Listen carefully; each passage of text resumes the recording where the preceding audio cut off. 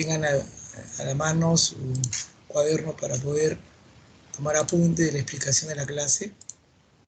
¿Sí? Muy bien. Bien, ya estamos preparados, ¿no? Muy bien.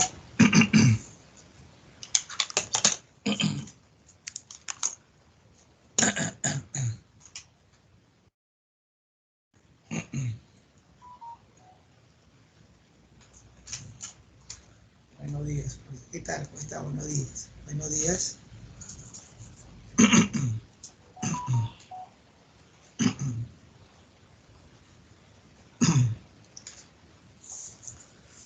Bien, vamos a ampliar la pantallita.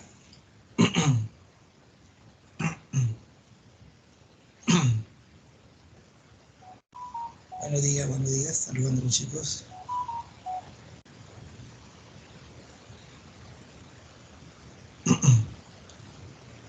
Bien.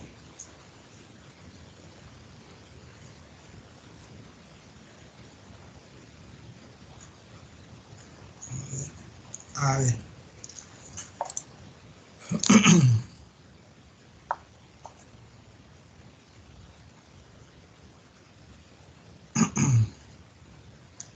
Bien, vamos a comenzar entonces. Aquí estoy viendo el chat.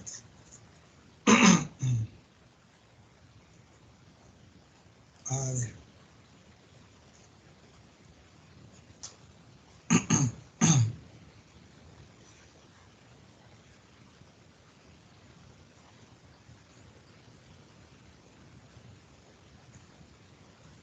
Ahí está. ¿Dónde está? Muy bien. A ver. Entonces, el día de hoy vamos a desarrollar el tema de filosofía dedicado al siglo XX, ¿sí? También llamado etapa contemporánea, así también se le va a denominar, ¿sí? También se le va a denominar etapa contemporánea, ¿sí? ¿Correcto? Muy bien.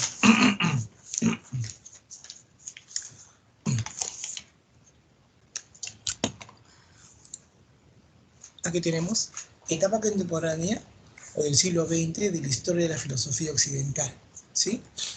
Anteriormente se había visto el siglo XIX con sus representantes, llámese Hegel, ¿no?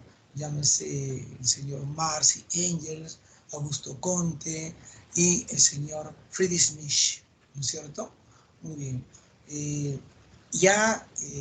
A partir del siglo XX las cosas cambian un poco, en la cual vamos a explicar a continuación, ¿ya?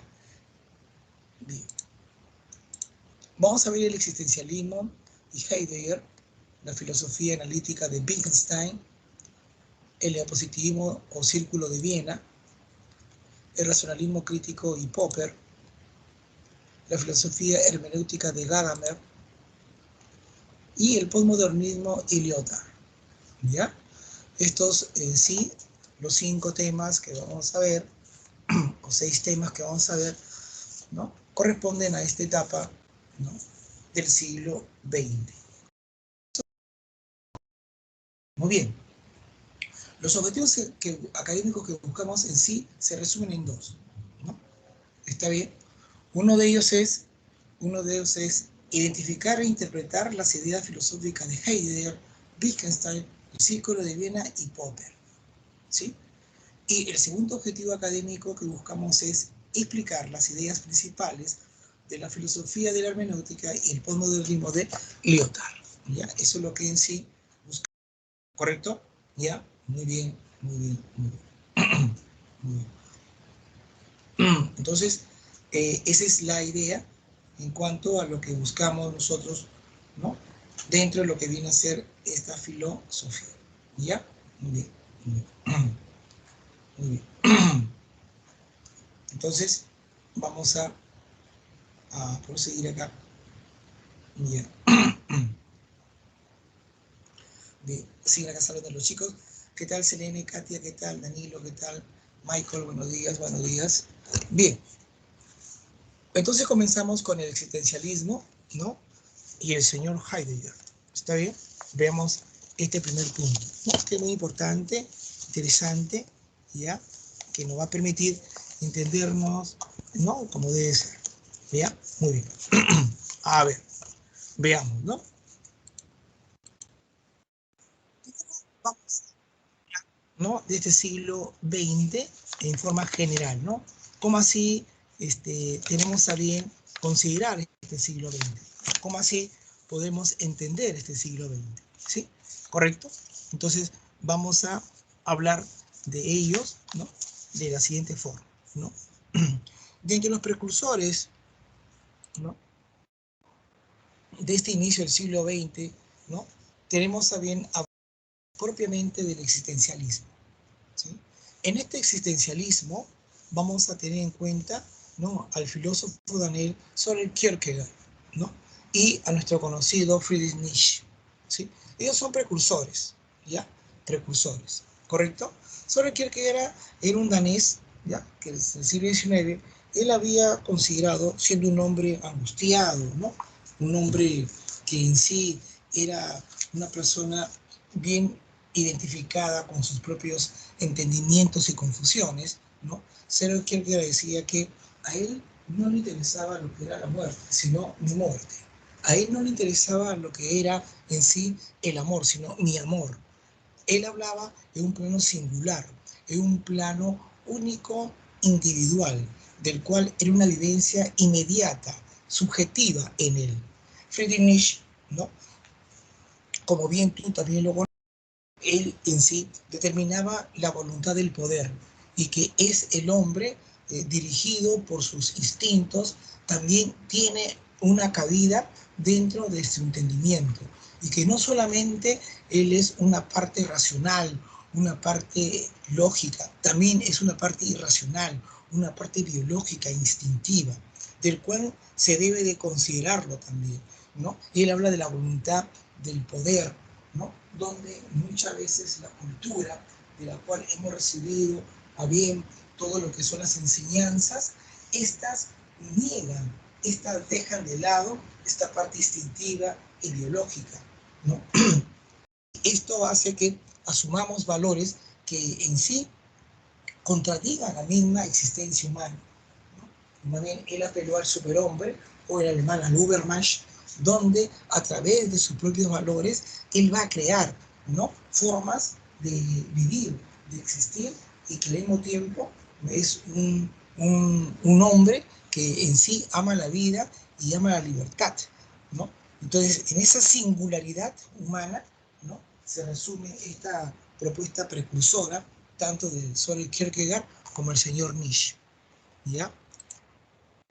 Dentro de las características del existencialismo, hay que tener en cuenta que es una corriente filosófica y cultural europea. Esta surge en la primera mitad del siglo XX, básicamente, ¿no? En lo que viene a ser alrededor de lo que es la Segunda Guerra Mundial, ¿ya? ¿Está bien?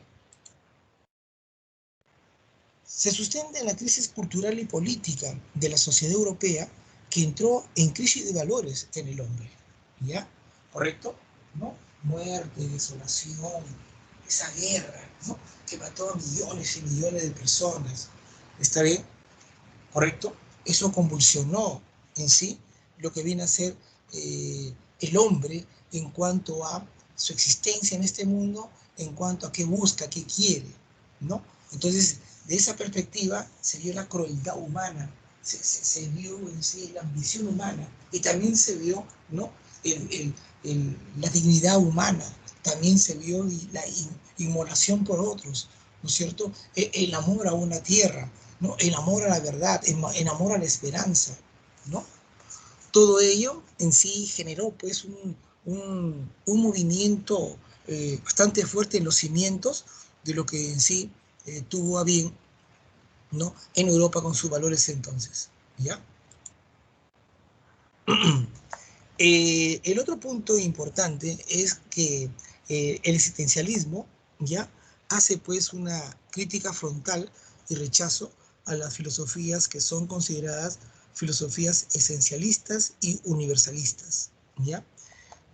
Las filosofías esencialistas son las que en sí, su nombre lo dice, están interesadas en determinar la esencia, ¿no?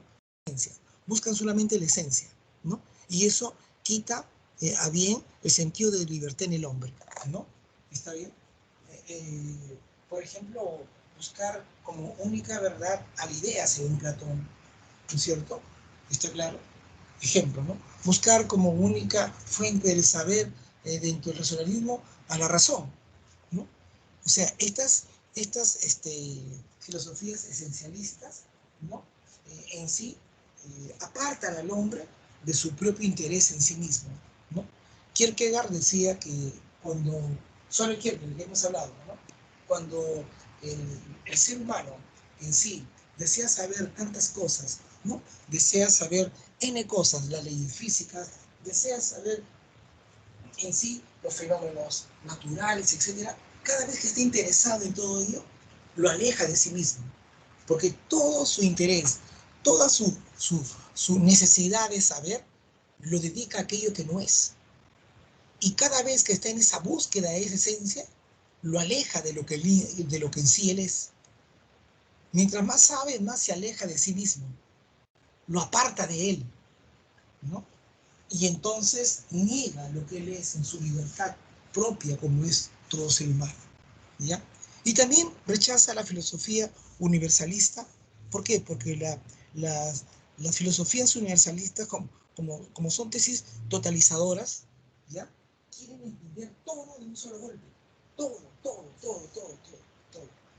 Mientras tanto, el existencialismo no. Solamente se dedica a la existencia humana y se acabó, ¿no? Y entonces, cuando es universalista, como es el dicho, ¿no? Que mucha barca, poca aprieta, ¿no? Y lo aleja en sí, lo aleja en sí, ¿correcto? ¿Ya?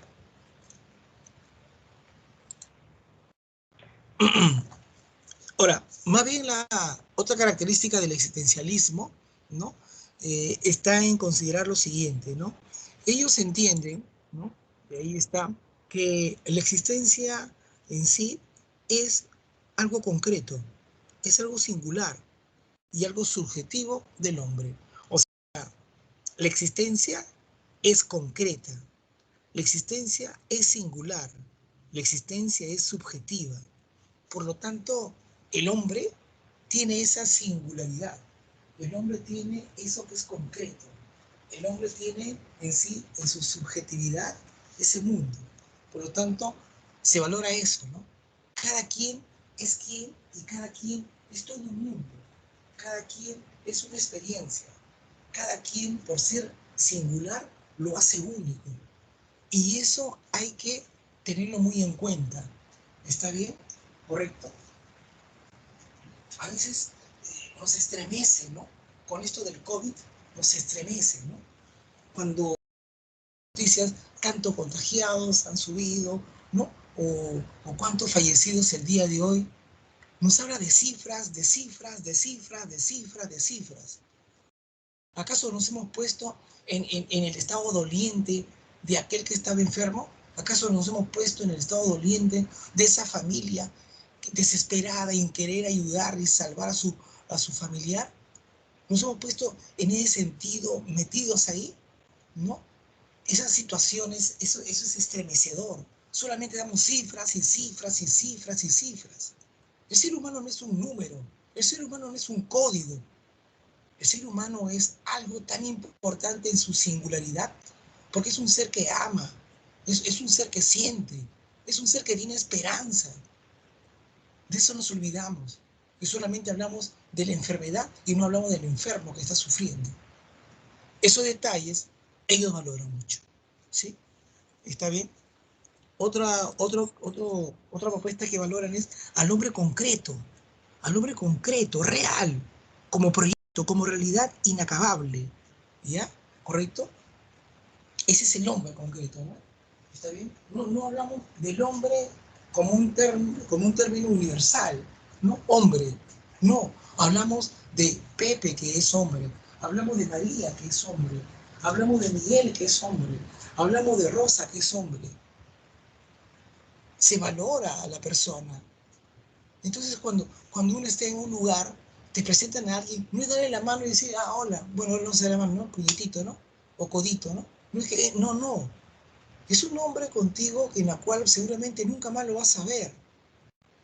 porque es una reunión.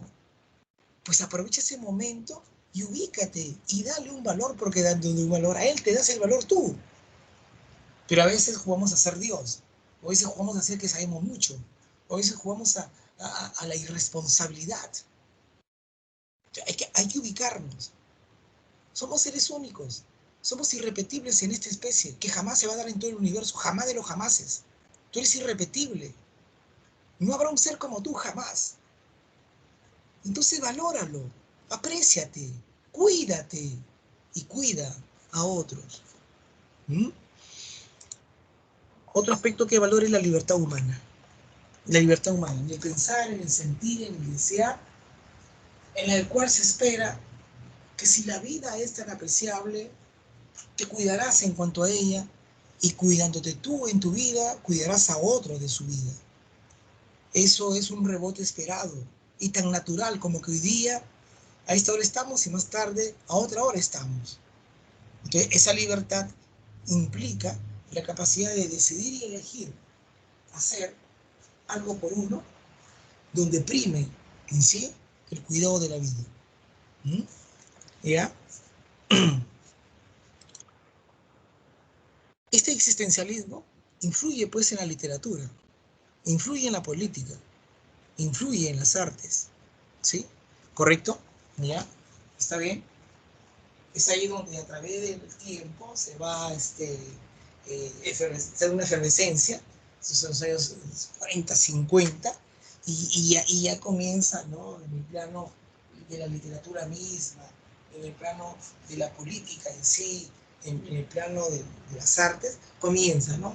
Ahí aparece pues el arte, el modernismo, ¿no? Aparece el surrealismo, o sea, una serie de expresiones en la cual cada quien expresa lo que sí siente, quiere, desea, ¿no? En el respeto de sí mismo y de los demás. ¿Correcto? ¿Ya? ¿Está bien? Muy bien. Muy bien. ¿Ya? Bien, sigamos, sigamos. Cuando si he citado a Nietzsche, solamente rápido nada más, ¿sí?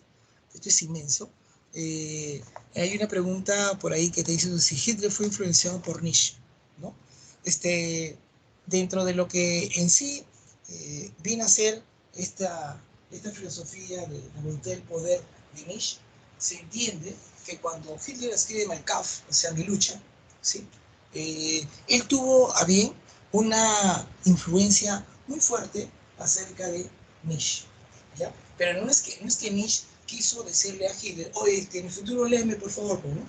No, sino simplemente lo tomó en parte, ¿no? En parte lo tomó, ¿no? Y, y se establece esa influencia que tuvo a bien, ¿no? La filosofía nietzscheana, ¿no? Sobre el señor Hitler, ¿no? ¿Está bien? Porque tú sabes que la voluntad del poder, ¿no? Donde la moral de los esclavos no sirve para nada, sino la moral de los señores, que va a permitir que con la fuerza, etcétera, se va a poder lograr, ¿no? La sobrevivencia, ¿no? Eso es lo que es, en síntesis, ¿no? Lo que podríamos explicar rápidamente de Nietzsche. Esa propuesta, el señor Hitler supuestamente lo tomó, ¿no? Pero lo tomó nada menos que en el sentido bélico, ¿no? ¿Está bien? En sentido bélico, creyéndose que el Tercer Reich está determinado y llamado a ser, ¿no? el imperio que se perenice a través de los siglos y que la raza aria era la raza superior, etcétera, etcétera. Eso es el Mein Kampf, en mi lucha, ¿no? ¿Está bien? ¿Ya? Pero que tuvo una influencia, sí, ¿no? Tuvo una influencia, claro, claro, ¿no? ¿Correcto? Sí lo tuvo, ¿no? En la historia, rapidito nada más apelando a esto, en la historia, eh, el Perú en las Olimpiadas de Berlín, ¿no? En los años 30, ¿ya? este, oh, 34, ¿no? ¿Qué sucede? Que el Perú dio una muestra de dignidad, dio una muestra de ser un país con valores, dio una muestra de ser un país con coraje, le dio una cachetada a Hitler y a toda la jerarquía nazi, ¿no? Porque Perú participó en las Olimpiadas de Berlín, ¿no? En todo el imperio nazi, ¿no es cierto? Y Perú, en fútbol, le ganó a Austria, al país natal del señor Hitler, ¿no? Le ganó a Austria, ¿no? Y al ganarle a Austria, ¿cómo es posible que unos indios y negros puedan haber ganado a esa raza aria?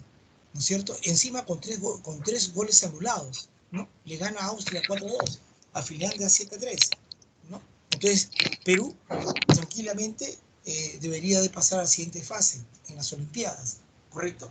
¿Ya? ¿Y qué pasó? Le dijeron que no y que tienen que volver a jugar porque la cancha era antirreglamentaria y tenían que hacer nuevas medidas, ¿no?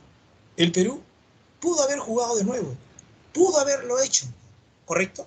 Pero ¿qué dijeron? No, es un atropello, eso es un atropello. Y todita la delegación peruana se retiró de Berlín. Quien nos apoyó en eso fue Colombia. Colombia también se retiró, ¿no?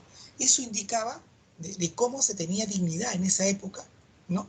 Y eso está muy bien. El deporte es transparente y no tiene por qué estar confundido con la política, ¿no? Es así que Perú dio una muestra de todo ello, ¿no? Ese es un rechazo a un atropello, ¿no? Y al mismo Hitler, ¿no? Se le dejó plantado. Bueno, sigamos. Entonces acá ahora vamos a entender, ¿no? Que el existencialismo más o menos tiene esa idea en general. ¿Correcto? ¿Ya? Muy bien. Entonces hablemos de Martin Heidegger. Martin Heidegger, ahí está, ¿no? 1889-1976. ¿Correcto? ¿Ya? Heidegger, ¿ya? Muy bien. Filósofo alemán, como él dice, ¿ya? Y él, este filósofo alemán va a reflexionar sobre el problema del ser, ¿ya? Ahora, este problema del ser, al momento que lo va a reflexionar, lo va a vincular con la existencia del hombre, ¿ya?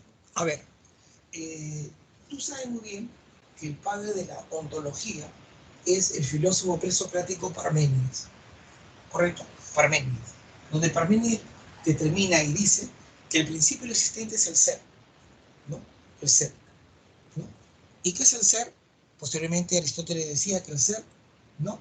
No es más que aquello que hace que las cosas sean como son. El ser es aquello que hace que las cosas sean como son, ¿no? ¿Correcto? ¿Está bien? El ser árbol hace que el árbol sea árbol. El árbol, sin ser árbol, no podría ser árbol. Por lo tanto, esa entidad metafísica llamada ser hace que las cosas sean lo que son, ¿no? Árbol. ¿Correcto? ¿Ya? Entonces es así como nace la ontología. Una cosa es el ser y otra cosa es el ente y el objeto. Entonces el ser define al objeto, ¿no? Entonces para que el objeto sea lo que es, tiene que ser ese ser, si no, no. Es imposible que siendo objeto manzana tenga el ser de ser carpeta. No. Entonces ese ser define la manzana en la existencia de manzana para la manzana, ¿no? Es imposible, te vuelvo a repetir, que siendo manzana, ¿no? Como objeto manzana, tenga el ser de carpeta. Es imposible. Por lo tanto, en sí, el objeto está definido por el ser. Esa manzana es manzana porque existe como manzana. Y así se genera el objeto manzana. Si no, no podría ser manzana. ¿Está bien? Entonces, la ontología de Parménides es una ontología que trata de establecer a través del ser la generalidad de todo lo que existe.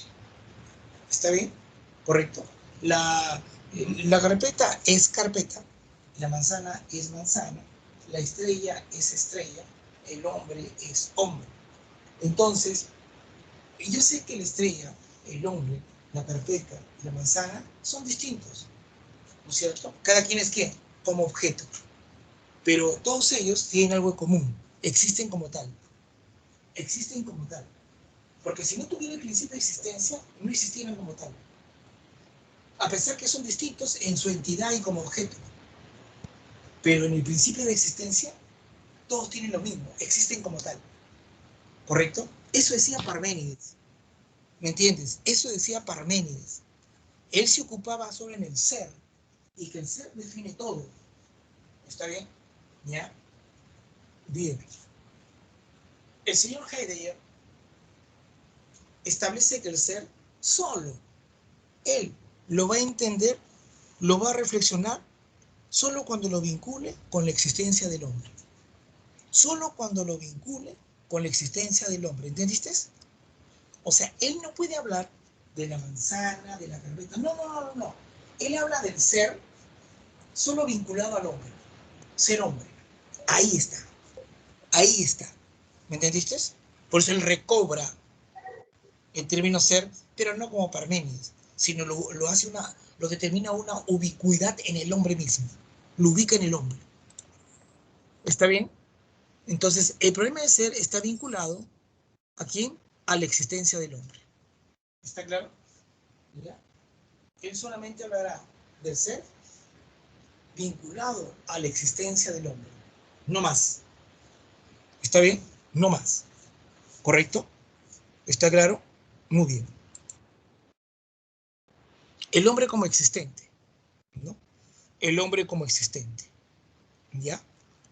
El hombre en sí es porque existe como tal, como hombre. ¿Ya? Ser. Cuando tú preguntas ser, es preguntarse por sentido de la palabra ser. Cuando tú solamente ser, estás hablando sobre el sentido de la palabra ser. ¿Ya? O sea, como que lo lleves hasta el plano parmeniano, de Parménides, ¿no? Cuando tú dices ser, tienes que entender lo que lo está preguntando solamente en el sentido de la palabra ser. ¿Ya? Ser. ¿Correcto? ¿Ya? ¿Está bien? Es la pregunta por el sentido de esta palabra ser. Eso es propio de la ontología, ¿no? Te repito, preguntarse por el ser es una pregunta por el sentido mismo de la palabra ser, ontología. ¿Ya? En cambio, cuando dice hombre, es un ente que posee existencia o ser. Es lo que te dije hace un rato atrás. Cuando tú entiendas hombre, desde la perspectiva existencialista de Heidegger, el hombre es un ente que posee existencia o ser. ¿Está bien? El hombre no solamente es eso, hombre, no. Es aquel que posee en sí una existencia. Es aquel que posee un ser. ¿Está bien? Eso es entendido como hombre. Es un ente, es un objeto. Tú ya sabes, si te lo dije, que la palabra objeto o ente es aquella persona, cosa, situación, animal, idea, etc. Pero acá vamos a definirlo directamente e involucrarlo directamente al hombre. ¿Qué es el hombre? Es un ente que posee existencia o ser. Si no, no fuera hombre. ¿Ya? ¿Está bien? Bien, bien, bien. Entonces, y el hombre que es un ente es el que posee cero existencia. ¿Está bien? Por eso. El problema del ser se va a reducir a preguntar primero por el ser humano. ¿Ya? ¿Qué es el ser humano? ¿No? ¿Qué es el ser humano? ¿Quiénes somos? ¿Correcto? Entonces, cuando en sí tú tengas que hablar sobre el existencialismo de Hegel, cuando tú quieras hablar sobre el problema del ser desde el punto de vista del existencialismo de Heidegger, tendrías que hablar no qué es el ser, sino qué es el ser humano. ¿Qué somos los seres humanos? ¿Quiénes somos los seres humanos? ¿Está bien?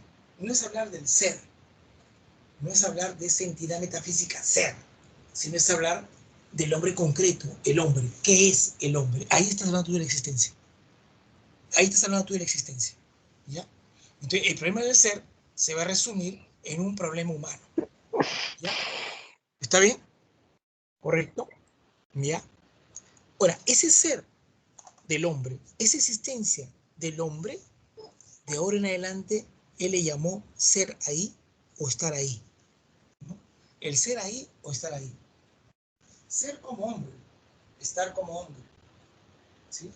Entonces, cuando ya se habla del ser humano, es estar ahí como un ser humano, es ser ahí, eres un ser ahí, o sea, está en un lugar, ¿no? Está en un lugar, es un ser en ese lugar, ¿correcto? No es una cuestión metafísica, netamente.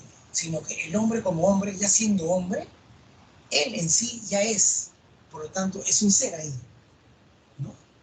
¿Está bien? Es un estar ahí, ¿no? Entonces, el hecho de ser humano ya lo establece en una existencia propia y única, ¿ya? Esto él le llama así, estar ahí o ser ahí, ¿ya? Estar ahí o ser ahí, o sea, es evidente, ahí está, es evidente, ahí lo ves, ¿no? Es evidente, ¿ya? Es estar ahí o ser ahí, en alemán le llama Dasein. Él le da un nombre propuesto por él, le llama Dasein, el Dasein. El Dasein es la existencia, ¿no? Es en sí la existencia, ¿no? Designado solo al hombre. La existencia solo se le asigna al hombre, ¿ya? La existencia solo se le asigna al hombre, ¿ya? Ese Dasein es en sí la existencia, que solo se le asigna al hombre, ¿ya? En consecuencia, la existencia del hombre, esa es su esencia. Esa es su esencia. Entonces, si tú hablas del hombre, habla de su existencia, del estar ahí, del ser ahí, de su dasein. El hombre, el hombre se define por su dasein. El hombre se define por su existencia. El hombre se define por ser ahí. El hombre se define por estar ahí. Ese es el hombre, ¿correcto? Ese es el hombre. Eso es su, ¿no? Esencia, ¿ya? Por lo tanto, el hombre es un dasein, claro. El hombre es un dasein, ¿correcto? El hombre es una existencia. Él no lo eligió. Él fue arrojado así al mundo. Ninguno de nosotros hemos pedido venir aquí. Ninguno de nosotros hemos dicho, yo debo de venir en tal año, en tal lugar.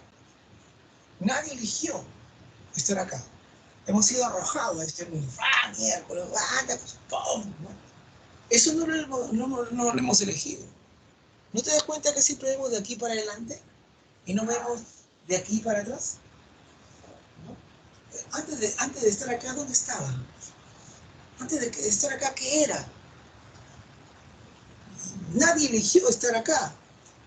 Hemos sido, y hemos venido, y hemos arrojado. Nos han dicho, oh, miércoles, ¿no? Y nos han tirado, ¡fum! ¿No? Agarra esa porquería, ¡fum! ¿No? Nadie lo eligió. Hemos sido arrojados así al mundo, existiendo así. Agarra esta existencia, ¡pum! Y ahí caíste, ¿no? Ah, cuidado, ¡pum! Miércoles, ¿no? Que el hombre es una existencia. El hombre es un dasein. El hombre es un ser ahí. El hombre es estar ahí. Esa es su esencia, existencia. ¿Correcto? Es su esencia. ¿Ya? Él no lo eligió. Fue arrojado al mundo así. ¿No? Razón por la cual, razón por la cual el hombre es un proyecto de posibilidades en su cotidianidad. Claro. Somos un proyecto de posibilidades. ¿No? ¿Está bien? Correcto. ¿Está claro? Tú cuando te arrojaron acá, agarra esa cosa, ¡pah! Te arrojaron acaso con un plan de vida. Oh, mira, este es tu plan de vida, eso es hacer, toma. No, es un proyecto de posibilidades, ¿no? Es posible que mañana escuche clases, es posible que tarde almuerce, es posible que mañana sea un estudiante samarquino, es posible que jale algunos cursos de Samarco, es posible que no jale ningún curso, es posible que me pueda casar, es posible que no me pueda casar, es posible que tenga hijos, es posible que no tenga hijos, es posible de todo. El hombre es un proyecto de posibilidades que va a definir su cotidianidad, lo que cotidianamente haces. ¿Sí? ¿Correcto? ¿Está bien?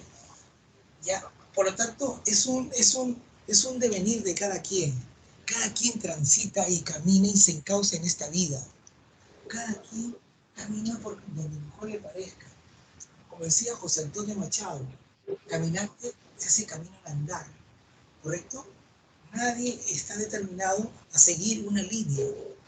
Uno en sí, cuando no se dé cuenta, ya hizo una línea de conducta, una línea de ejercer algo.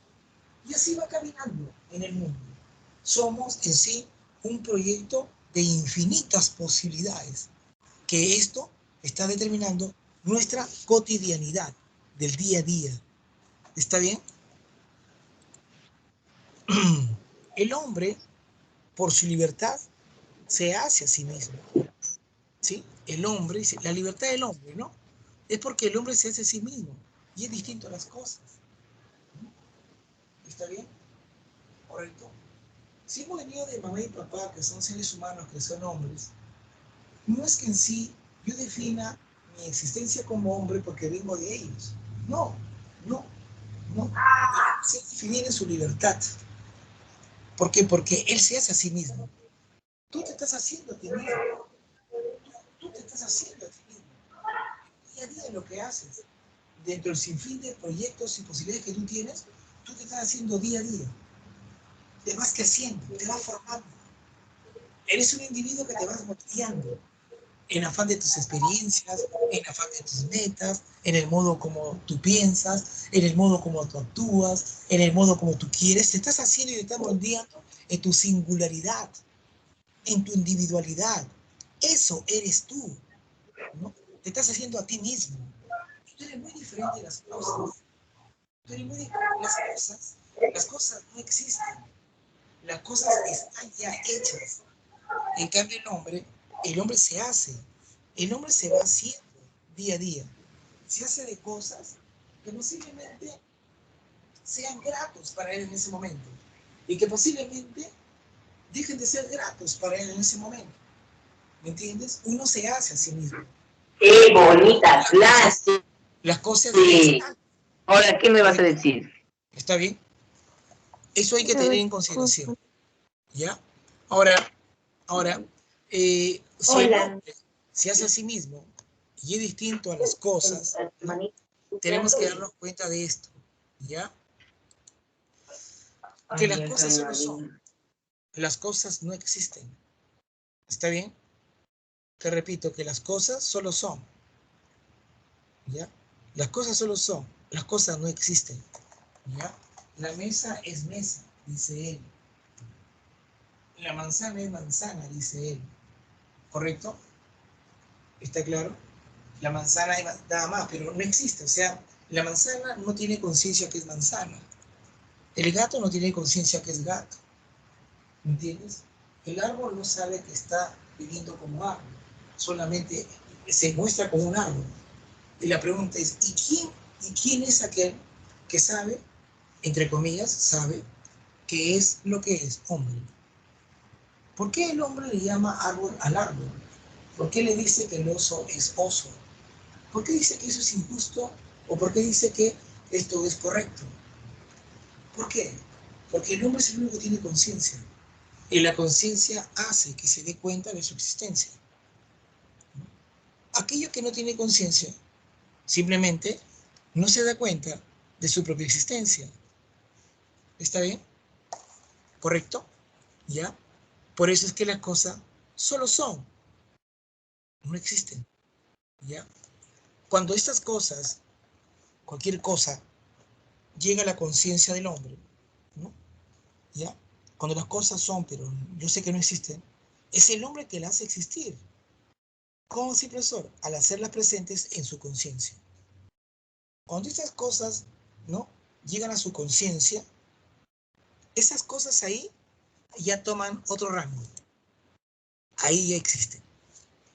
¿Sí? Ahí ya existen. ¿Correcto? Ahí ya existen. Ahí ya están. ¿Mm? Por ejemplo, en el suelo hay un lapicero. O en el escritorio hay un lapicero. Ahí el lapicero es una cosa. Ahí está. ¿Mm? ¿Correcto? ¿Está bien? Muy bien. Ahora, cuando tú te percatas de ese lapicero, ¿no? Cuando tú miras ese lapicero ya está en tu conciencia. Ahí recién ese lapicero es lapicero. Porque está en tu conciencia, que tú eres un existente. Pero mientras tú no tienes conciencia de esas cosas, esa cosa no existe. ¿Está bien?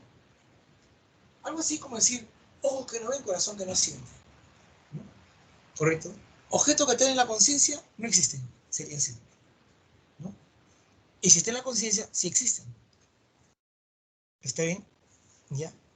Entonces, el hombre, ¿cómo las hace en sí presentes en su existencia? Cuando lo lleva a la conciencia, a estas cosas. ¿Ya? ¿Está bien? En tal sentido, las cosas van a existir. Entonces, así de claro, ¿no? Entonces, las cosas por sí mismas no existen. Solo existirán en la conciencia humana. ¿Ya? Entonces, el hombre va a iluminar con su Dasein, ilumina a las cosas. ¿Está bien? ¿Ya? Esto es lo que en sí tiene a bien la presencia de las cosas en la conciencia humana. En la conciencia, estas cosas, repito, van a existir. ¿Ya? ¿Está bien? Muy bien. Entonces, existencia,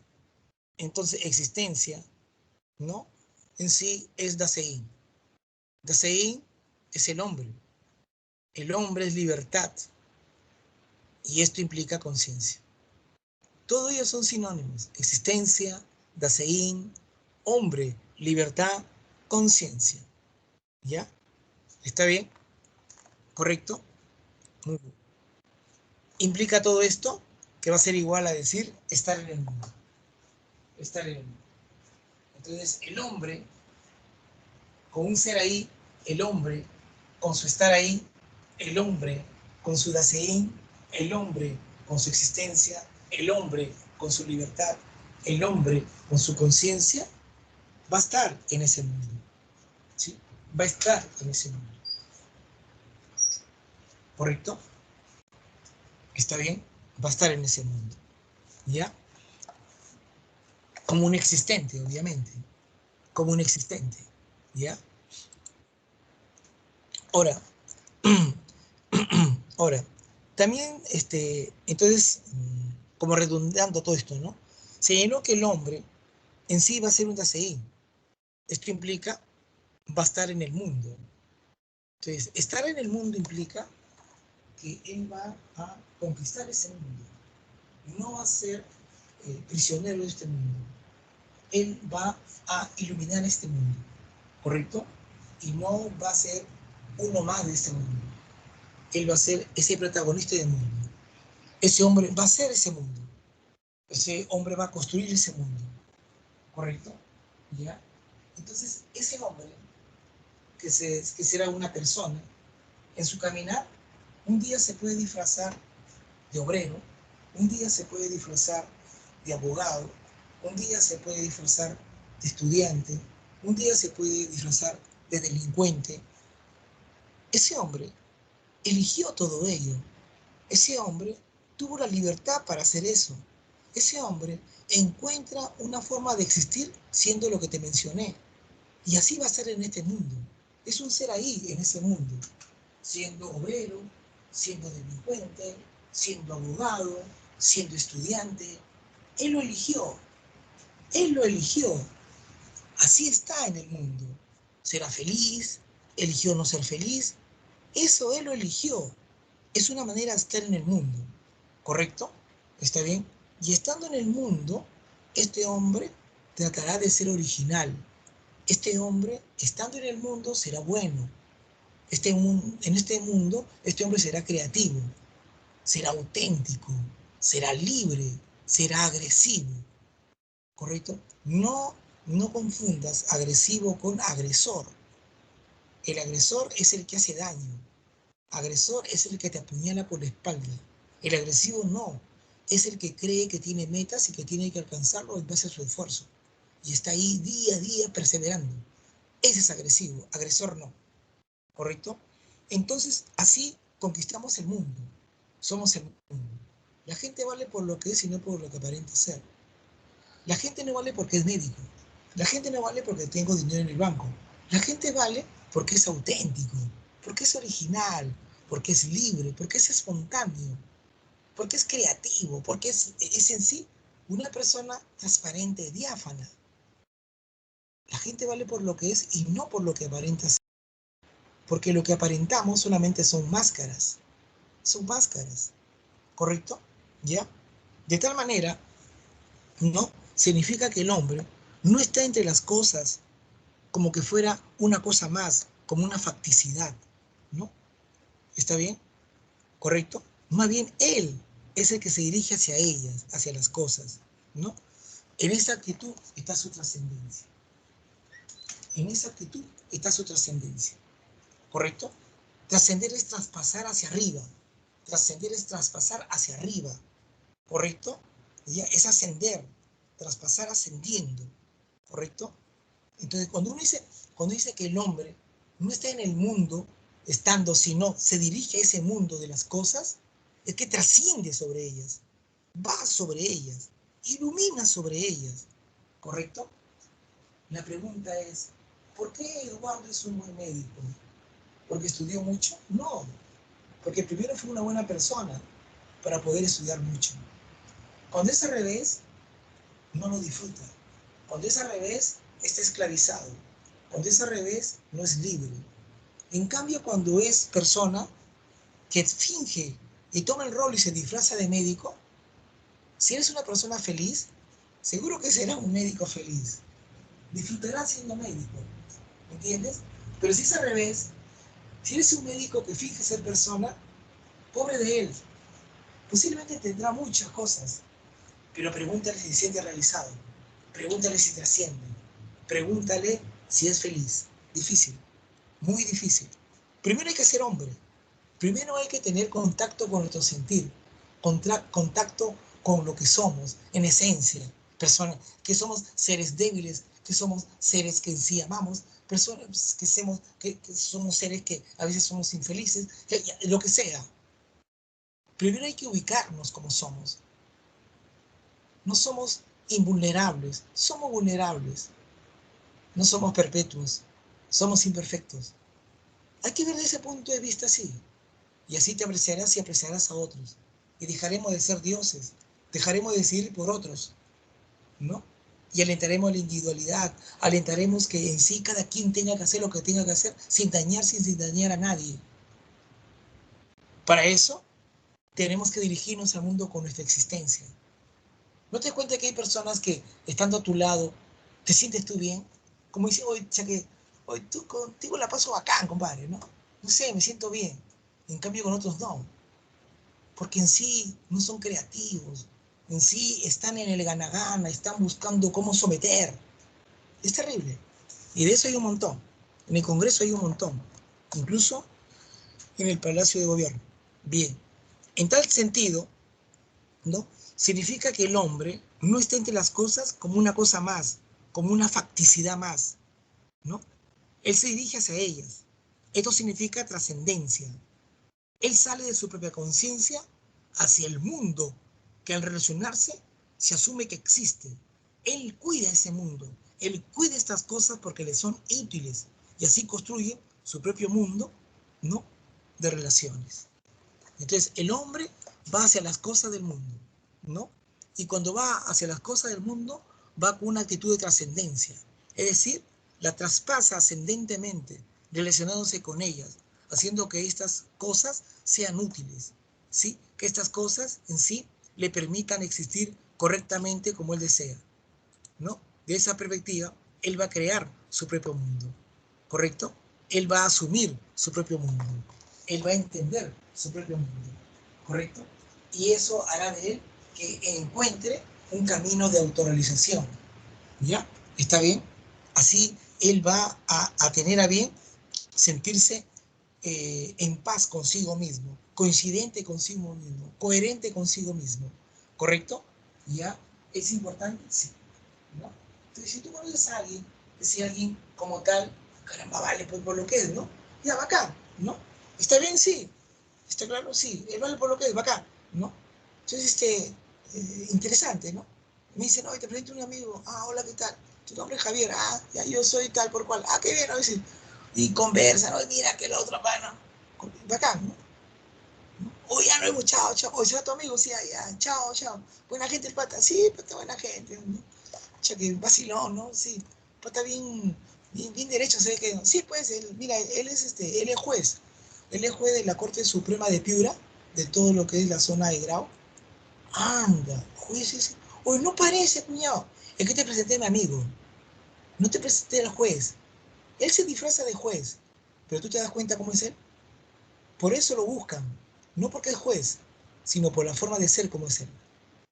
No vale. Ese es hombre. Ese no es un juez que es un hombre. Es un hombre que se disfraza de juez. Pero él es hombre.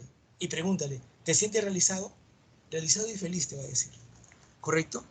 Él crea su mundo. ¿Está bien? La única posibilidad o existencia auténtica del hombre, ojo, él también habla de esto, ¿no? Él también habla de esto, ¿no?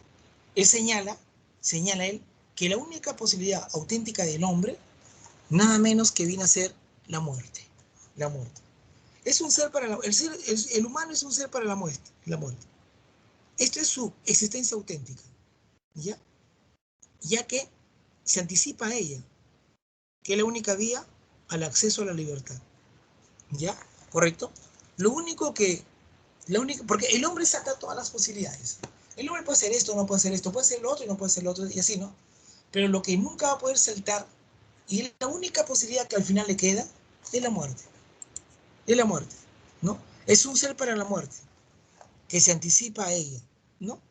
¿Correcto? Claro, porque tú sabes que eso va a ser inevitable, ¿no? Y en sí lo anticipamos, ¿no? ¿Correcto? ¿Ya? ¿Correcto? ¿Es así? Sí, es así, ¿no? ¿Correcto? Ellos, los existencialistas, implican y dicen, ¿no? Que si es así, que la muerte es el ser para el hombre, es el ser para la muerte, entonces el hombre debe entender que es la única posibilidad que no va a poder saltar. Entonces vive, existe y disfruta en el día a día. No digas, dejaré para mañana esto. Va a ser, no, disfruta lo que es el día a día, ¿correcto? No te sientas bloqueado por nada. ¿Está bien? Hay cosas que son difíciles. Dime si la vida es fácil. No, pues. Entonces es un reto para tu inteligencia. Es un reto para que te manejes bien tu tiempo. Es un reto para que te demuestres que tú eres capaz. Es un reto para estar complacido contigo mismo. Y con lo que tú hagas, otros también estarán complacidos. Así que no tengas por qué ver que, por ejemplo, estudiar es sacrificado. No, se sacrifican reces. Me ha habido de comprender el rol que me toca desempeñar disfrazado de estudiante que soy. Y tengo que darme cuenta que soy feliz. Tengo a mi madre, mi padre. En toda esa pobreza o en toda esa riqueza me han enseñado a ser persona. Y soy feliz. Tengo lo que tengo. No digo me lo merezco, no. Hemos hecho todo esto para merecerlo todos, no solamente ellos. Yo también contribuyo en la casa con mi existir. Así que en ese caminar estamos todos, ¿no es cierto? ¿Y debo de comprender todo eso? Claro que debo de comprenderlo. Porque así es, así es. Porque mañana más tarde nunca más va a ocurrir. Porque mañana más tarde nunca más se va a dar. Entonces, si se está dando ahora, tengo que sacar provecho de todo esto, ¿correcto? No esperaré para mañana algo. No, hoy, cada segundo, cada minuto, así, extensamente lo voy a vivir, ¿no? Pero ahora también ellos dicen, ¿no? Los existencialistas señalan que no solo la razón nos permite descubrir la realidad, sino que hay sentimientos básicos que nos ayudan a comprender mejor lo que es la existencia. Heidegger determina que la angustia, que el motor que comprende la existencia es la angustia. Es la angustia. Esta angustia es diferente del miedo, ya que este miedo es lo que se siente hacia algo determinado, ¿no? Tengo miedo a la oscuridad, tengo miedo porque este lugar es bravo, ¿no? Que nos amenaza. En cambio, la angustia es el temor que carece de un objeto definido y que surge precisamente ante las posibilidades sin garantía que ofrece la existencia. Oye, si hago esto, ¿será o no será? ¿No? Oye, si hago lo otro, ¿resultará o no resultará? Y si dejo hacer esto y hago lo que está acá, ¿saldrá o no saldrá? ¿No? Justamente, frente a este número determinado de posibilidades, que nada nos garantiza, ¿no? Es donde nace la preocupación de la existencia, ¿no? Cuando el hombre es consciente que posee una existencia absurda, es parte constitutiva del deseísmo. ¿no? Se angustia, pues, se angustia, ¿no? ¿Correcto? ¿No? Y se da cuenta que su existencia es absurda, ¿no?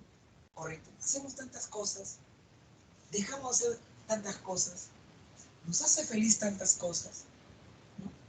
Buscamos estar feliz, buscamos ser auténticos, buscamos ser, ¿no?, originales, buscamos ser libres, buscamos ser creativos, pero al final me doy cuenta que todo es absurdo, ¿no? Y decimos, ¿y por qué existimos?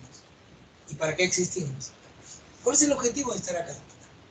Muy bien, es algo absurdo, ¿no?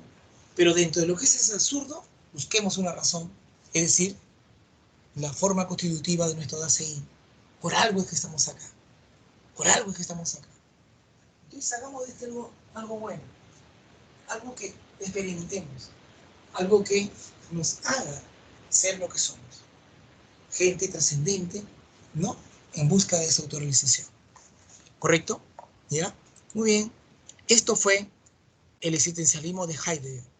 De entre sus libros, anoten ahí, por favor, el más representativo es El ser y el tiempo. Ser y tiempo sería. Ser y tiempo. ¿Ya? Ser y tiempo es uno de sus libros. Después tiene otro, ¿no? ¿Qué es la metafísica? ¿Qué es la metafísica? Es otro, ¿no? ¿Ya? Otro libro es Cartas sobre el humanismo, ¿no? Bueno. Ya, esto ya está. Filosofía analítica y Wittgenstein. Ahora veamos al señor Wittgenstein. Filosofía analítica y Wittgenstein. ¿Ya? A ver, por favor, Ludwig. No está. Filosofía analítica. Características. ¿Ya? Y la filosofía analítica surge en el siglo XX con Frege, Russell y Wittgenstein. Russell fue un filósofo, fue un lógico matemático, ¿ya? De Cambridge, la Universidad de Cambridge, ¿sí? Fue maestro de Wittgenstein, ¿no? Russell fue inglés, ¿no? Y Wittgenstein fue austríaco, ¿ya? ¿Está bien? ¿Ya? Pretende aclarar con nociones sencillas los problemas filosóficos, ¿ya? Es decir, acá los problemas filosóficos se van a en sí establecer con un uso riguroso del lenguaje, ¿ya? Para reducir expresiones complejas a otras más sencillas, ¿ya? Eso es lo que establece ello, ¿no? ¿Ya? En tal sentido, el uso de la lógica es importante para validar conceptos, proposiciones y el contexto del uso del lenguaje filosófico, ¿ya? Hace una crítica a la metafísica orientada a la ciencia, ¿ya? ¿Está bien? Te explico rapidito. La filosofía analítica lo que busca es que dejemos de lado todo tipo de concepciones metafísicas, ¿ya? Las cuales no se demuestra comprobando o verificando, sino se demuestra en la pura razón. Todo aquello que es metafísico no me lleva a ninguna ley en la cual pueda comprobarla o verificarla, ¿correcto? ¿Ya? Entonces hay que dejar de lado todo ello. Y si es un contenido metafísico, no me lleva ni una verdad ni una falsedad, ¿no? Por ejemplo, apelemos a Heidegger. Heidegger manejó un contenido metafísico, el ser ahí, el estar ahí, ¿no? Habló de trascendencia, habló de autorrealización, ¿no? Habló de libertad, ¿no? Entonces, para los filósofos analíticos, eso no tiene razón de ser ni verdadero ni falso, no se demuestra, ¿no? O como decía Jean-Paul Sartre, también existencialista, él decía que la existencia precede la esencia. No hables de la esencia, primero habla de la existencia, ¿no? Entonces, la existencia precede la esencia. Eso es una oración basado en dos términos metafísicos, que la existencia precede a la esencia. La pregunta es, ¿será verdadero o falso? Ni verdadero ni falso. No se puede determinar. Por lo tanto, esa es una concepción metafísica. Es decir, todo conocimiento que está dentro de la filosofía, que tenga concepción metafísica, hay que sacarlo. Decían ellos. Hay que negarlo, ¿ya?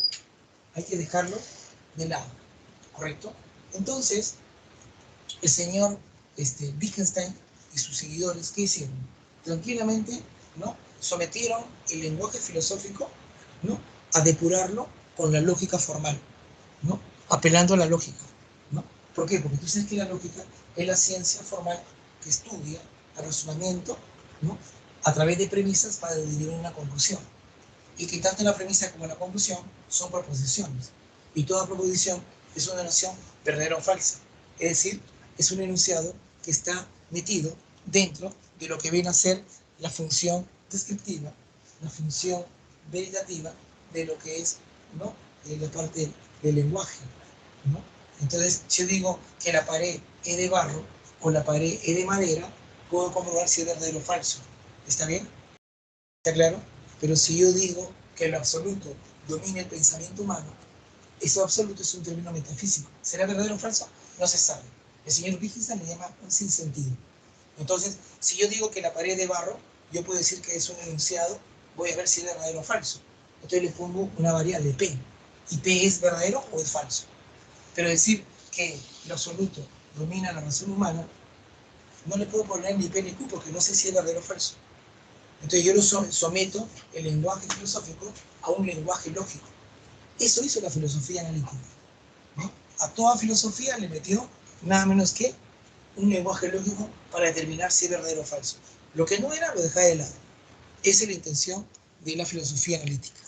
¿Ya? ¿Correcto? Muy bien. Ahí está el señor Ludwig Wittgenstein. ¿Ya? ¿Está bien? En relación a sus dos libros, ¿no?, muy conocidos, es donde se establece nada menos que el primer Wittgenstein y el segundo Wittgenstein. ¿Ya? Entonces hablaremos, en este caso, ¿no?, decir de él lo siguiente. El pensamiento del filósofo austríaco Wittgenstein puede dividirse en dos partes. ¿Ya? Ahí está.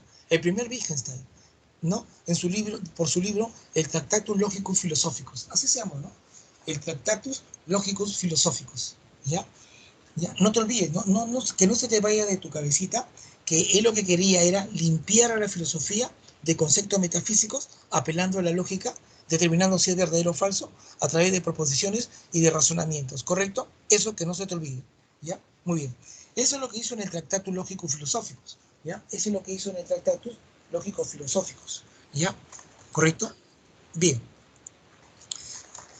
En este primer Wittgenstein, él se dedica a diferenciar enunciados científicos de los metafísicos, ¿no? O sea, voy a diferenciar entre un enunciado verdadero o falso con lo que no tiene sentido. ¿Ya? Con lo que no tiene sentido. ¿Correcto? ¿Está bien? Muy bien. Señala a bien lo siguiente, ¿no? Ya se interesó en sí en distinguir, ¿no?, los enunciados científicos de los metafísicos. ¿Está bien? Señaló que la filosofía debe describir objetivamente la realidad y que se deben ser expresados mediante proposiciones lógicas. Entonces, ¿la filosofía qué hace? Debe tener la descripción objetiva de la realidad y para ello lo debe hacer a través de proposiciones lógicas, verdadero o falso. ¿Está bien? Muy bien. Muy bien. ¿No? Aquellos enunciados que no corresponden a la realidad, él le llamará enunciados sin sentidos. Ni son verdaderos ni son falsos. ¿Está bien? Lo que te decía, pues, del señor Sartre, ¿no? La existencia precede a la esencia. La existencia precede a la esencia. ¿No? ¿Verdadero o falso? No se sabe. ¿Por qué? Porque es metafísico. ¿Está bien? ¿Correcto? Pero si yo te digo que el binomio cuadrado perfecto es producido por la física, ¿no? Sí tiene sentido porque es falso, ¿no? Se demuestra que es falso, ¿no? Y si yo te digo que el binomio cuadrado perfecto es una derivación de una investigación matemática, me dirás que es correcto, es verdadero, ¿no? ¿Está bien?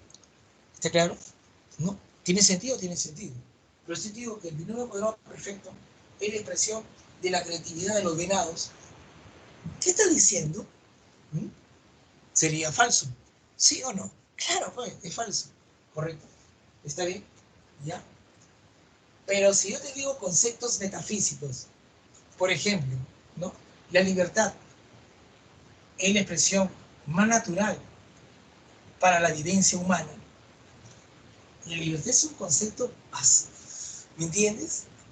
¿No? Es un problema. El problema de la libertad está hecho por la filosofía, ¿no? ¿Está bien? Sí. Todo lo que no tiene sentido, déjalo de lado. ¿Ya? Muy bien. Él habla de lo que son los hechos atómicos. ¿ya? Él manifiesta lo que son los hechos atómicos, ¿ya? ¿Está bien? Él no dice eso, ¿no? De los hechos atómicos, ¿ya? ¿Cómo son estos? Bien, te digo, ¿ya? El mundo está hecho de cosas, ¿ya? Y las cosas son objeto de la realidad, no tienen sentido independiente, ¿no? La mochila es una cosa, el borrador es una cosa, el cuaderno es una cosa. Son objeto de la realidad, no tienen sentido independiente, ¿no? ¿Está bien? No tienen sentido independiente. O sea, mochila, borrador, cuaderno, cada uno de ellos, ¿ya? No tiene sentido independiente, ¿ya? Pero son objeto de la realidad, claro, pero no tienen sentido independiente, ¿ya? O sea, independientemente no tendría razón de ser mochila. Mochila. Borrador, no tendría razón de ser, ¿ya? ¿Está claro? ¿Ya? Pero un hecho atómico, ¿qué hace? El hecho atómico, ¿ya? El hecho atómico, ¿correcto? Hace lo siguiente, ¿no? Va a relacionar una cosa 1 con una cosa 2. ¿Está bien? Va a relacionar una cosa 1 con una cosa 2. Así va a ser. Lo va a relacionar. ¿Correcto? Lo va a relacionar. ¿Ya? ¿Está bien? Lo va a relacionar. Entonces, para el señor Wittgenstein, el hecho atómico no es más que la relación de cosas. Una cosa 1 es el vaso. Una cosa 2 es la mesa. Y lo relaciona así, ¿no? Vaso sobre la mesa. Entonces, el hecho atómico no es más que la relación de cosas. Ahí recién las cosas van a tener sentido, ¿no? Ahí hay sentido, ¿correcto? En las cosas que se expresan en el pensamiento ya habrá sentido, ¿no? ¿Está bien? Ahí recién va a recobrar sentido. ¿Está bien? Porque de ahí nace la prohibición. El vaso está sobre la mesa. ¿Será verdadero o será falso? Yo tengo dos conceptos ahí. Cosa 1, vaso. Cosa 2, mesa. Y de ellos manejo a bien que mi pensamiento diría, hoy sí hay sentido. Y mi pensamiento genera una proposición. El vaso está sobre la mesa. ¿Verdadero o falso? En este caso será verdadero. Ahí tiene sentido. Ahí, en esa relación, encontró el sentido. ¿Está claro? ¿Ya? A eso se le llama hecho atómico. ¿Ya? Por lo tanto, el mundo se constituye por hechos atómicos. Ahí recién tiene sentido, ¿no? ¿Está bien? El borrador está en mi mochila, ¿no? El cuaderno está en mi mochila. Ahí recién tiene sentido, ¿correcto? ¿Ya? Por lo tanto, el mundo está constituido por hechos atómicos, no por cosas, sino por hechos atómicos. Y los hechos atómicos tú puedes tranquilamente representarlo por proposiciones, de los cuales podré decir si es verdadero o falso. ¿Está bien? Muy bien. El señor Wittgenstein te habla de la teoría figurativa, ¿ya? La teoría figurativa, ¿no? Él habla de que una proposición no es más que una imagen o figura, ¿no? ¿Ya? La proposición, el vaso está sobre la mesa, tú haces que tú tengas una imagen que un vaso está sobre la mesa, ¿no es cierto? ¿Ya? ¿Está bien? Entonces, la proposición, el vaso está sobre la mesa, está representando la imagen del vaso que está sobre la mesa, ¿sí o no? ¿Sí, no es cierto? ¿Ya? Muy bien, muy bien. En consecuencia, ¿no? Decir el vaso está sobre la mesa es un hecho atómico, ¿sí o no? Claro, es un hecho atómico, ¿no? Entonces, el vaso está sobre la mesa es una proposición de la cual está representando la imagen que el vaso está sobre la mesa. ¿Eso qué es? Un hecho atómico, ¿ya? ¿Está bien? Entonces hay una correspondencia, ¿no? Hay una correspondencia entre lo que tú dices, ¿no? Y la misma imagen de lo que estás diciendo, considerar lo que es una acción de la realidad del cual hace que así se entienda. Por lo tanto, es un hecho atómico. Es que hay una correspondencia lógica. Eso se llama isomorfismo. Iso es igual. Morfismo, forma. ¿Está bien? Si tú dices el vaso está sobre la mesa, ¿no? Eso es lo que tú dices, es el enunciado. ¿Ya? ¿Está bien? Yo tengo la imagen que el vaso está sobre la mesa. Entonces, lo que está diciendo corresponde con la imagen. Ese es un hecho atómico. Por lo tanto, ese hecho atómico es correspondiente a lo que tú estás determinando que la proposición y la imagen misma. Así es. Entonces, cuando guarda una relación directa, esa correspondencia lógica se llama isomorfismo. O sea, igual forma. ¿Está bien? Igual forma. Entonces, si es así, es una evidencia. Y podrá decir si es verdadero o es falso. ¿Me entiendes? Ahí podrá decir si es verdadero o es falso. ¿Correcto? ¿Ya?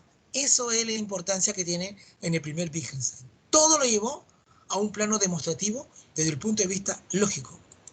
¿Ya? Muy bien. ¿Ya? Sigamos con el señor Wittgenstein. ¿Ya? Acerca de la concepción del lenguaje, ¿no?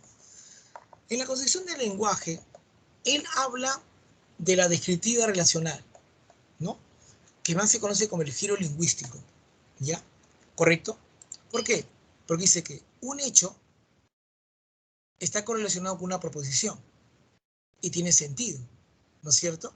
El vaso está sobre la mesa, ¿no es cierto? El hecho que está en sí, ¿no? El vaso sobre la mesa tiene una relación directa con la proposición, el vaso está sobre la mesa, tiene sentido, ¿correcto? ¿Ya? ¿Está claro o no? Muy bien. Ahora, en los enunciados metafísicos, del cual él reniega, en este Tractatus Lógico Filosóficus, ¿no? El hecho no tiene relación con la proposición, en consecuencia, no tiene sentido, ¿no? ¿Correcto? ¿Está bien? Cuando tú dices, la existencia precede a la esencia, ¿no? Tiene sentido. ¿Está bien? Lima es la capital de Perú, ¿no? Este es el hecho, que Lima es la primera ciudad de importancia en el Perú. Y la prohibición abarca Lima es la capital del Perú. Y dice que sí tiene sentido, verdadero o falso. Pero la existencia precede a la esencia. ¿Puedes constatarlo? ¿Dónde está la existencia? ¿Dónde está la esencia? ¿Es un hecho? No. No hay correlación. No tiene sentido. Por eso es que a él se denomina que todo lo que es metafísico viró hacia una parte descriptiva relacional, se llamó el giro lingüístico. ¿Ya? A él se llama el giro lingüístico. O sea, él le da valor a todo aquello que es verdadero o falso. Si no es verdadero, si no es falso, lo deja de lado. Ese es en el primer libro llamado Et Tractatus. ¿Está claro? ¿Correcto? Muy bien. Vayamos a segundo Wittgenstein, en su libro Investigaciones Filosóficas. ¿Ya? ¿Está bien? En este libro de Investigaciones Filosóficas, él genera lo que se llama el giro pragmático. Ya aquí el lenguaje ya no tiene por qué ser verdadero o falso, sino ya el lenguaje está en relación si comunica o no comunica. O sea, ya dejó de ser muy arraigadamente y contundentemente lógico. Ya no fue tan extremista. ¿Está bien? Ya él más bien dice, el lenguaje no es para determinar si es verdadero o falso, sino el lenguaje es para comunicar. Ya comenzó a no ser rígido. ¿Ya? ¿Está bien? ¿Ya? Y es razón por la cual en este libro de investigaciones filosóficas, ¿no? Aparece lo que él llamó, ¿no? Los juegos del lenguaje, ¿no? ¿Ya? El significado de palabras, ¿no? Va a estar relacionado con el sentido de la proposición, ¿ya? ¿Está bien? O sea, ya aquí va a depender más del uso del lenguaje, ¿no? Aquí más va a depender del uso del lenguaje que haga, ¿ya? Más está en función al uso del lenguaje que haga, ¿ya? Ya no si es verdadero o es falso, ¿ya? El uso correcto de las palabras o proposiciones va a estar determinado por el contexto. Ya no va a estar determinado si es verdadero o si es falso, sino en el contexto en que se diga. En el contexto en que se diga. ¿Correcto? ¿Ya? Cada juego de lenguaje posee sus propias reglas, en la política, en las artes, en la religión, ¿no? En las ciencias, etc. ¿Ya? ¿Correcto? ¿Está claro o no? ¿No? Por ejemplo, tus ojos iluminan mi camino. Ese es en literatura. Y en la religión, solo la fe nos guiará a lo correcto. ¿Está bien? Si esto lo viéramos en el Tractatus, tus ojos iluminan mi camino, ¿verdadero o falso? No, no se sabe. Solo la fe tampoco se sabe. Pero si tú lo hablas dentro del plano literario, decir que tus ojos iluminan mi camino, está bien. Eso es correcto. Eso me parece correcto. Si yo lo hablo dentro de un contexto religioso que solo la fe nos guiará a lo correcto, también. Eso está bien. Está ok, no hay problema. ¿Está bien? Pero si fuéramos dentro de Tractatus, los dos dejarían de lado. Por eso se llama los juegos del lenguaje. ¿Está bien? ¿Ya? Entonces ya acá asume un nuevo giro, un giro pragmático, ¿no? O sea, que la función única del lenguaje será el de comunicar. ¿Ya? ¿Está bien? Muy bien. Esto es Wittgenstein. ¿Ya? El señor Wittgenstein. ¿Ya? El neopositivismo o círculo de Viena. ¿Ya? El neopositivismo o el círculo de Viena. ¿Ya? El neopositivismo o el círculo de Viena. ¿Sí? Fue un grupo de científicos y filósofos que se reunían en la Universidad de Viena para realizar investigaciones filosóficas sobre la ciencia, donde no compite con ella, sino que va a depender de ella, ¿no? Ahí están todos un selfie grupal, ¿no? Ahí están todos ellos, ¿correcto? ¿Ya? Su precedente lo vemos con Augusto Comte, el positivismo, ¿te acuerdas?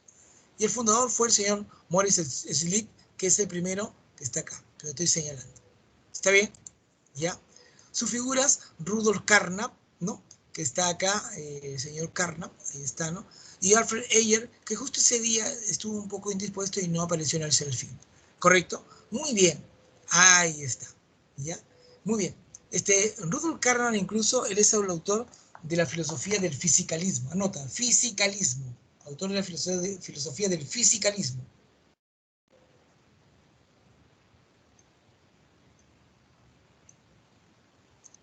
¿Ya?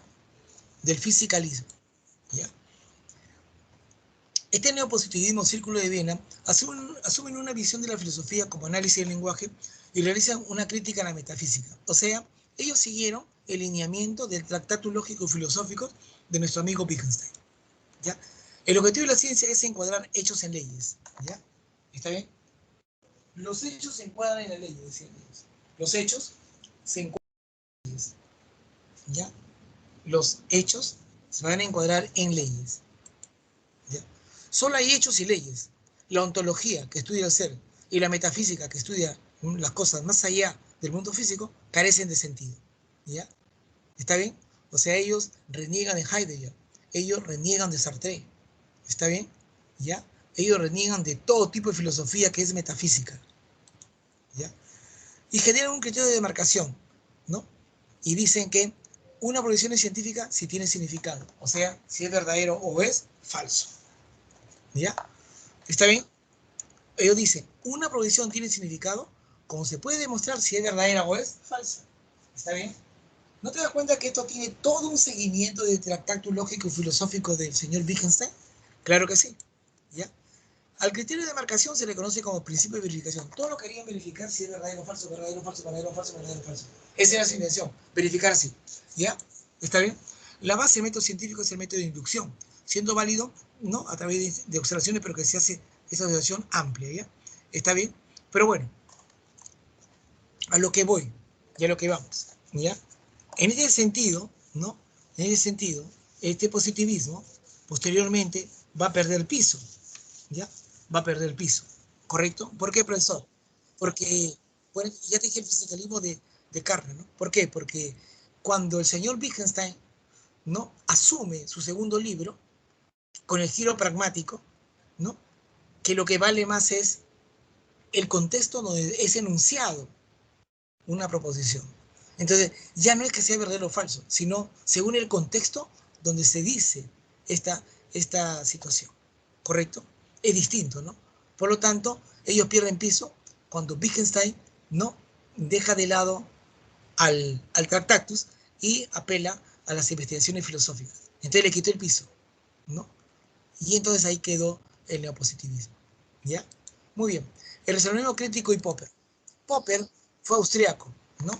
¿Ya? Él es epistemólogo, o sea, es un filósofo dedicado a estudiar a las ciencias. Es un filósofo dedicado a estudiar a las ciencias. ¿Hasta qué punto un conocimiento es científico o deja de serlo? ¿Ya? ¿Correcto? Entabla discusiones filosóficas con las posturas del Círculo de Viena. Entre sus obras tenemos la lógica de la investigación científica, la miseria y el historicismo, etcétera, etcétera. ¿Ya? Él decía todo lo contrario al Círculo de Viena, que la observación depende de la teoría, ¿ya? Esta es anterior a ella, ¿ya? ¿Está bien? La observación depende de la teoría. La observación no depende del hecho, depende de la teoría, ¿ya? ¿Está bien? El método inductivo, del cual defendían los del Círculo de Viena, para Popper es inadecuado. ¿Ya? ¿Está bien? Para Popper es inadecuado. Sustituye el principio de verificación de verdad y falsedad, establecer más bien, buscar la verdad, por el principio de la falsabilidad. Para Popper, nunca tengas que decir que un enunciado es verdadero. No. Tu misión es que el enunciado o la hipótesis que tú muestres trata de falsearlo, trata de que sea falsa. ¿Está bien? Si tú haces todo lo humanamente posible para demostrar que el enunciado es falso, si tú haces todo lo humanamente posible para determinar que el enunciado es falso, ¿no? Eso es correcto. Si yo busco miles de maneras para demostrar que esa hipótesis es falsa, busco que sea falsa, pero no la encuentro, estoy certificando, estoy ratificando que esté en lo correcto, que es verdad. Pero si aquello que digo que es una hipótesis verdadera demuestro su verdad, basta que uno nomás encuentre una cuestión que afirme la misma, ya no sigo más. En cambio, si yo digo que una hipótesis que estoy manifestando voy a demostrar que es falsa y recurro a todas las estrategias para determinar que esa hipótesis tengo que tumbarla porque es falsa y no la encuentro, certifico que es verdadera. ¿Qué te parece? ¿Tú a quién le crees más? ¿Al que te dice la verdad o a quien tú demuestras que es incorrecto lo que él dice? Si yo demuestro que no puedo encontrar que es incorrecto lo que me dice, me queda decir que es verdad, pues, ¿no? En cambio, si te dice que es verdad, ¿me vas a creer? Entonces, ¿qué es más factible que creas? ¿Ah? ¿Aquel que te dice la verdad o aquel que tú quieres demostrar que no te dice la verdad? ¿No? Claro, quiero ver si es falso lo que me dice. Y si recurro a todo lo que está en mi mano para demostrar que es falso y no lo encuentro, me queda asumir que es verdad, ¿no? Bien. Primero son las teorías y la filosofía es la ciencia de la metateoría. ¿Por qué busca teorías, no? Los hechos adquieren significado si está bajo una teoría, ¿no?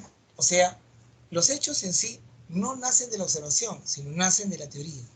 ¿Ya? ¿Está bien? Muchos datos observacionales dependerán de disposiciones previas, muchas de ellas innatas, ¿no?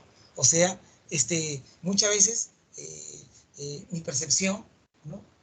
A veces me puede en sí entablar un equívoco. En cambio, lo que es la teoría es una parte razonada, entendida, comprobada, y eso es lo que va a determinar si lo que es hecho puede ser determinado como correcto o no. ¿Ya? Sin teoría previa no sabríamos seleccionar los hechos, ¿ya ves? ¿Correcto? Entonces los hechos van a encasillarse en la teoría. Una teoría es válida si es coherente. Las teorías matemáticas y lógicas dependen únicamente de ella. Una teoría es más válida que otra si tiene mayor capacidad explicativa. Claro. Si explica más, bacán, ¿no? El último tipo de contratación es el empírico, pero lo esencial es falsear la teoría. Hay que falsear lo que te dije, ¿no? ¿Está bien? Hay que falsear la teoría. ¿Ya? ¿Correcto? Muy bien. La filosofía hermenéutica de Gadamer, ¿no? Es la interpretación de los ensayos, interpretación de los contenidos, ¿no? ¿Está bien? Esto ya es un conjunto de reglas y métodos para interpretar y develar nada menos que circunstancias de los textos. ¿Ya? ¿Está bien? ¿Ya? Para el señor Gadamer, ¿no? Establece que todo esto se inicia pues para un entendimiento de lo que es interpretar y develar sobre todo las Sagradas Escrituras. Pero él ya en el plano netamente filosófico dice que esto, ¿no? Hay que dejar abierto el diálogo de los hombres, ¿no? Para Gadamer lo más importante es llegar a una consensuación, o sea, a un aspecto consensual. Hay que dialogar, hay que hablar. Hay que reflexionar filosóficamente de la comprensión y la interpretación, ¿no? Tú entiendes así, tú comprendes así, ve acá. Yo entiendo así, yo comprendo así. A ver, discutamos, hablemos, ¿no? ¿Ya? Se debe respuesta de desconstructiva, o sea, eh, todo lo que nos están diciendo, todo lo que yo puedo leer, yo tengo que desarmarla, ¿no? ¿Correcto? Y de esa manera, al desarmarla, puedo yo volver a armarla, ¿no? Entonces, una cosa es lo que tú me digas, entonces yo tengo que desmenuzarla, desarmarla y luego comenzar a armarla para entender lo que tú me digas, ¿no? Entonces, la hermenéutica es un conjunto de reglas y métodos que se utilizan para realizar interpretaciones y develaciones de textos que van a determinar el significado exacto de un pensamiento, ¿no? En ese caso, la hermenéutica busca eso, ¿ya? Busca llegar a eso, ¿ya? ¿Correcto? Muy bien. Ese es en general, ¿eh? ¿Ya? Y el postmodernismo de Lyotard, ¿no? Bueno, hace una crítica directa al modernismo, o sea, todo lo que ya conocíamos nosotros como filosofía, ¿no? ¿No? Todo lo que hemos visto está acá, esto, ¿no? El premodernismo, el modernismo, ¿no? Y el modernismo ya son ya aspectos distintos, en este caso, cuya característica es antiindividualista, más vale el pluralismo, la diversidad interesada por los otros, ¿sí? Cuestiona textos, porque dice que los textos simplemente reflejan una cultura parametrada, asume el giro lingüístico, donde dice que el lenguaje crea literalmente nuestro pensamiento, ¿ya? Y la verdad como perspectiva, ella no es universal, sino es como a cada quien se le parece, ¿no? ¿Ya? Ahí está Lyotard, ¿ya? Francés, ¿ya? Él considera que los metarrelatos simplemente son todo lo que nos dicen los filósofos y los historiadores y todos los científicos, que para ellos así entienden, ¿no? Las cosas que supuestamente han interpretado y han conocido, ¿no? Critica a la sociedad moderna por su afinidad al dinero, al pensamiento cristiano idealista, al materialismo liberal, porque son incapaces para el hombre al que alcance la libertad. Esta sociedad se basa en metarrelato. Todo lo que te dicen tiene que aceptar, ¿no? Dice que el saber científico no es todo el saber y se legitima más bien en el discurso, en el lenguaje, que incluso esta legitimización se hace a través de leyes o normas que para quien lo dictamina cree que es lo correcto debido a que corresponde o responde a costumbres, historia y cultura universal. En otras palabras, lo que nos dicen nosotros como ovejitas hay que seguir, ¿no? Dice que eso está mal, está muy mal, ¿no? Lo verdadero está correlacionado con lo justo, decía, ¿no? La sociedad actual es comunicacional, siendo por eso la lingüística que hoy se expresa en las redes sociales, ¿no? Existe una relación estrecha entre ciencia, ética y política. Cuando no hay así, se hace cualquier cochinada, según él. Bueno, he corrido porque ya no gana el tiempo. En la número 1, ahí está la clave, ¿no? Anda marcando, por favor, anda marcando, ¿ya? Anda marcando, ¿correcto? ¿Ya? En la número 2, la letra A. En la número 3, el tractatus, letra A. En la número 4, letra dedo. En la número 5, de Heidegger, letra dedo. En la número 6, Heidegger, letra A. En la número 7, Popper, la letra dedo. En la número 8, la respuesta de Popper, letra dedo. En la número 9, sobre otro de Popper con Kuhn, letra dedo, ¿no? En la número 10, letra beso. Muy bien. Chicos pericos, lean bien su PDF en el team, por favor. Con lo que ustedes han anotado, ¿ya? Y luego hacen nada menos que este ejercicio de las tareas y ahí están las baticlaves, ¿ya? Ya, vayan corriendo al foro, vayan y destrozan. Porque ustedes sé que han atendido y han estado muy, muy, muy atentos, ¿no es cierto? ¿Correcto? Ya, vayan, corran. Sin pelearse, cuidado que se caigan,